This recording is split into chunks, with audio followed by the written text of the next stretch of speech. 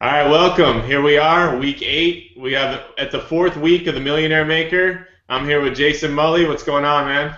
Hey Sam, how's it going? It's going well. All right, here we are Saturday morning, and this is the video where we talk about our optimal lineup for the week. This is a GPP tournament play. We just wanted to talk a little bit about this video. We've been getting some great feedback. We appreciate that.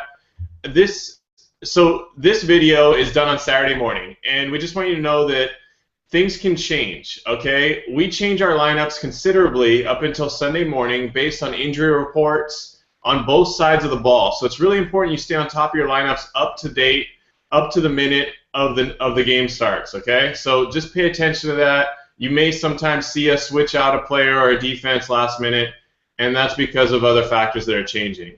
Molly, you wanted to say a couple things on this point. Yeah, you hit the nail on the head.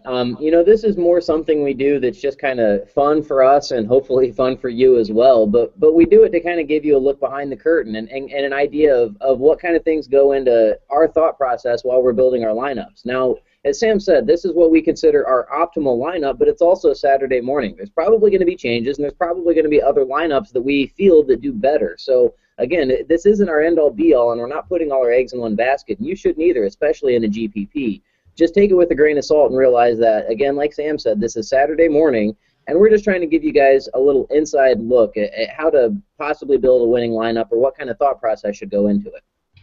Yeah, this is one of many lineups that we have, and it's really tough to pick one lineup that's going to do better than others. I mean, you can have some confidence level, but really it's a crapshoot when it comes down to picking which lineup is best. Most of the time, we've got 3 or 4 players we really like, and we build a lineup around that, or a couple games we really like, and we build a lineup around that with a couple different variables. And things like defense, it's really tough to pick the best defense. So that's why we put up multiple lineups, multiple defenses, and so forth. You get the point. I want to reflect back on the previous weeks of the Millionaire Maker and just talk about a bit what's happened, okay? So we've seen a couple winners that have put in tons of entries. One guy put in over 850 entries one week, putting in over $23,000. Last week we saw a few hundred entries by the winner. And that's a lot of people are using this strategy to get more entries, and they believe it increases their odds, and they have varying lineups to help themselves that they like, right? So far it's been working pretty well for them. We don't go to that extreme because it's just too much risk for us. But in looking at their lineups, one thing is consistent, okay? They all have players that haven't done well the previous weeks, that people are fading, and that they have in their lineups, and they show up big that week. And your main thing in a GPP is creating an advantage over other players. And that's one of the main ways you can do this. And so how do you identify players that are going to blow up this week that may not have done it in weeks past? Well, you're looking for good players on either bad teams, which sometimes can be better, or good players on good teams that have had bad weeks. And when you try and find those players, people look at a few different elements. They look at over-unders for the week and look for high over-unders because they know there's going to be high scoring and great opportunity. They look for injuries on both sides of the ball. So if the guy you like is the #1 wide receiver and the other team's #1 cornerback is out, that gives you an advantage. So look for matchups, look for defenses, look for over-unders, and try and identify those players. You have to take risks. Remember that. Go with your gut on players that haven't done well in the weeks past. Last week, here's what we saw, okay? The winner had Roddy White. Roddy White had been terrible. Molly had a nice call on Roddy White. Unfortunately, you went with Matt Ryan and with that stack, and Ryan let you down, but Roddy White showed up. Last week, we had Odell Beckham Jr. We knew Cruz was out, but Odell had 2 bad games in a row. He showed up and got 2 touchdowns. Who else did we have? Marquise Colston. We knew Graham was out, and Colston showed up big. So these are players you have to identify, and we have a couple this week we'll talk about. But did you have anything to add to that, Jason? Not really. I think you pretty much hit it. Again, there's a certain amount of risk involved, and we've talked about it a lot in weeks past, and especially in some of the strategy stuff we do. So make sure and take advantage of all the rest of the resources that we have available to help you along the process. And again, this isn't an end-all, be-all. It's just one of many tools that you can use to help get yourself ready for game day. Yep. All right, well, let's do it. Let's see your winning lineup for the Millionaire this week. Well, this one will be at the top spot. I'm going. I don't actually. Now this week, I didn't go with a stack. And we've talked about this in weeks past, how stacks have been somewhat ineffective, and we've seen some stacks win with like a one running or a one wide receiver and a one quarterback last week, a one running back and one quarterback combination with Lynch and Wilson. However, this week I went against it, and a lot of that had to do with what we've seen with the salary structure this week, and we talked about that earlier. So I did go with Carson Palmer as my quarterback. I like the matchup there, but I didn't actually use any of his weapons, as you'll see later, because of how much salary I was able to spend elsewhere. I've got two studs at my running back here. Matt Forte, I talked about this earlier in the week, but until he gives me a reason to believe that he's not going to continue to produce, especially with the ridiculous rate of receptions he's getting, he's going to continue to be in my lineups.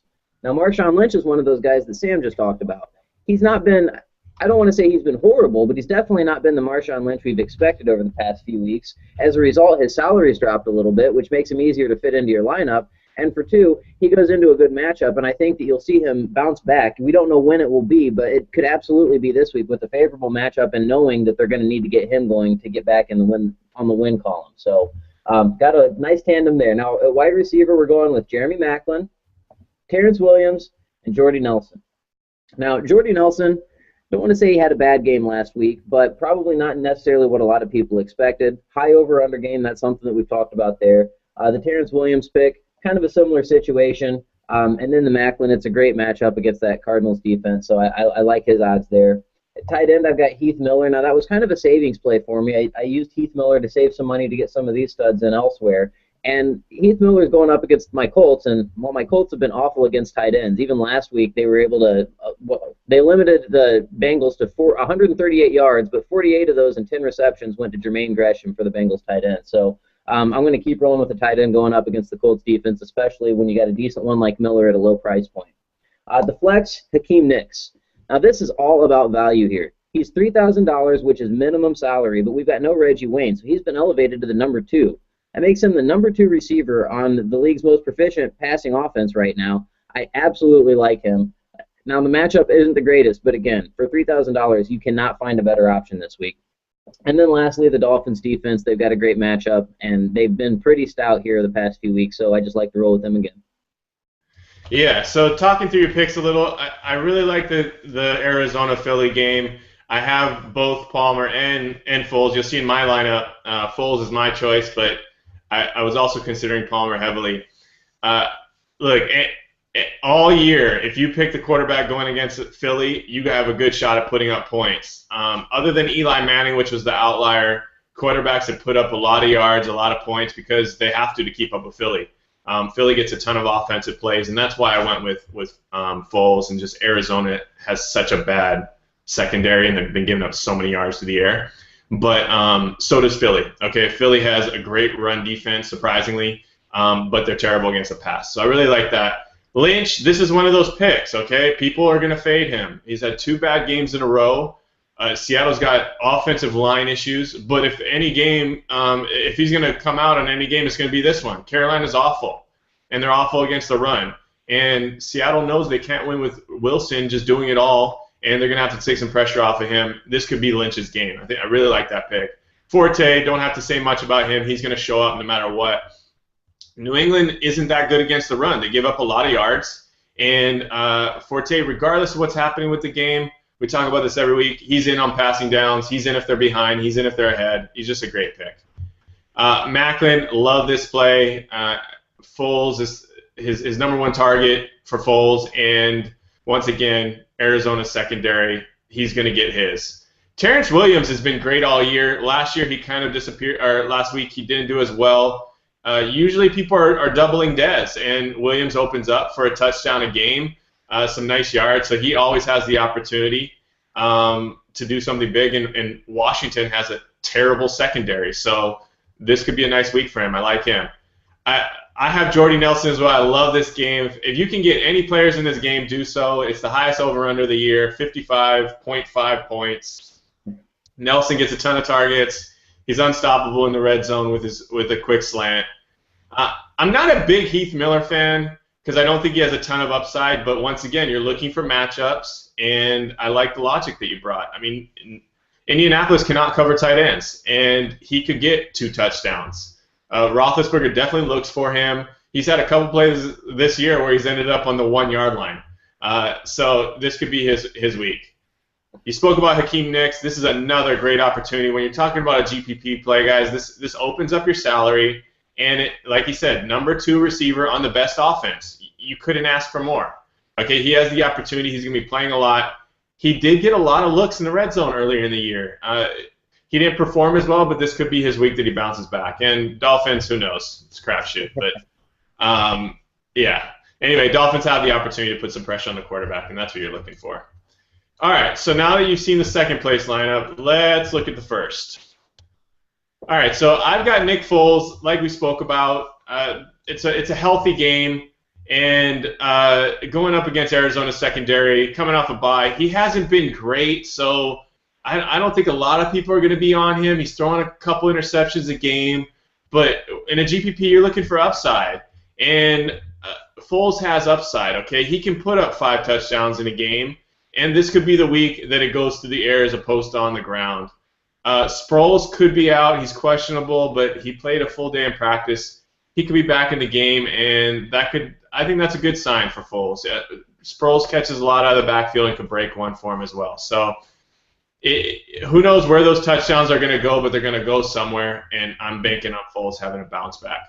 Ahmad Bradshaw has just been unbelievable. He has something like the most targets in the red zone out of any running back in the league. And if Richardson's out, this is one of those plays where you have to stay on top of the injury report. Richardson is questionable. He's a game-time call. If Richardson is out, Ahmad Bradshaw has to be in some of your lineups.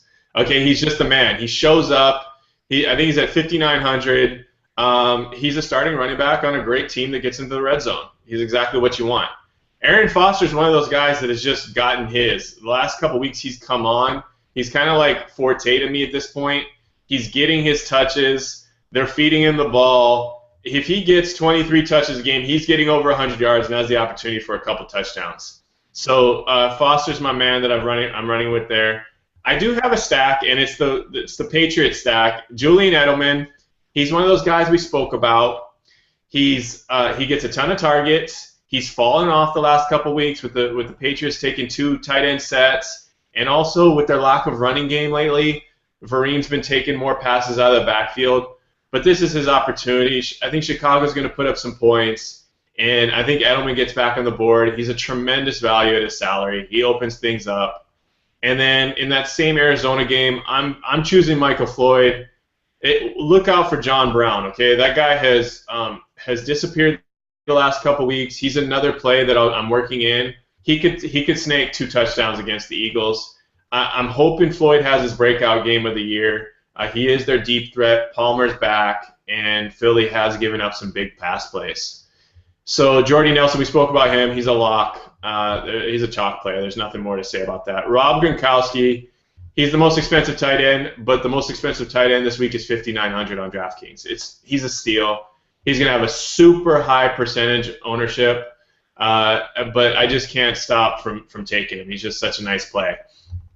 And then my flex position, I've got Jonathan Stewart. This is another one of those guys. Last week he came back from an injury. He didn't do terribly. He just didn't get the right opportunity in his game. He got 15 carries, 55 yards, couple receptions for 12 yards. I think he's going to get more this week. Seattle has a ton of issues on defense. They just lost their middle linebacker, Wagner. Michael Bennett was out of practice yesterday. So, I mean, these are key guys on a defense that is already hurting. And Stewart is going to get his ton of injuries in the backfield. Check the injury reports on the other guys, but last week everyone was out, and Stewart was the only option. At 3,400, he opens up a ton of salary for you. And I like the Chiefs at home. St. Louis isn't all that bad. I mean, they're in a tough division, and they got some of their running game back, but they still have a rookie quarterback. Arrowhead's a tough place to play, and you look for a defense that can put pressure on the quarterback and force some fumbles or some interceptions and hopefully get a touchdown. So that's the lineup. What say you, Mully? I do like it. I totally agree on the Ahmad Bradshaw pick. And again, like we said earlier, monitor your injury report. Trent Richardson is out. Bradshaw he'll be heavily owned, but he should be heavily owned because he's just been that good. He's on such a good offense. Edelman, a good bounce back candidate. He's still getting a lot of targets, even though he's been in a bit of a slump. he's still out there a ton. They're still trying to find him ways to get him the ball. So you know he's going to be involved in the offense. And like you said, Chicago should be able to put up some points. Love the Michael Floyd play. I actually had considered doing a stack with Carson Palmer and Michael Floyd in my own lineup here, so I love that play. Jordy Nelson, Rob Gronkowski was one of my money picks this week, so you know he's healthy. Looks like the Gronkowski of old, so that's what we love to see there. And like you said, the prices have dropped considerably at the tight end position, more so than anywhere else. So steal at the highest priced tight end, but still only in the 5,000s as opposed to the 8 or 9,000. So Jonathan Stewart, again, you know, it's about competition. It's about touches. He doesn't have a lot of competition for those touches. He's going to get his. He's going to get some work. And the Chiefs is a great option for a defense. We've talked about this in weeks past. You're going, I mean, you have to find the perfect defense. You have to find the defense that's just going to go off. And so in reality, could it be the Dolphins? Could it be the Chiefs? You know, could it be the Cowboys up against Colt McCoy? You don't know, and that's why you do need to field some multiple lineups and just throw them out there and play with it. All right, well said. So Molly's going to do a question and answer tomorrow morning. Look out on our Facebook and Twitter at FF Money League. We got some nice responses last week. Look forward to it again. Good luck, guys. Hope we help you make you a millionaire. Yeah, just remember where you can send the commission checks to. Yeah, exactly. We'll take a piece of that. All right, good luck. Take care, guys.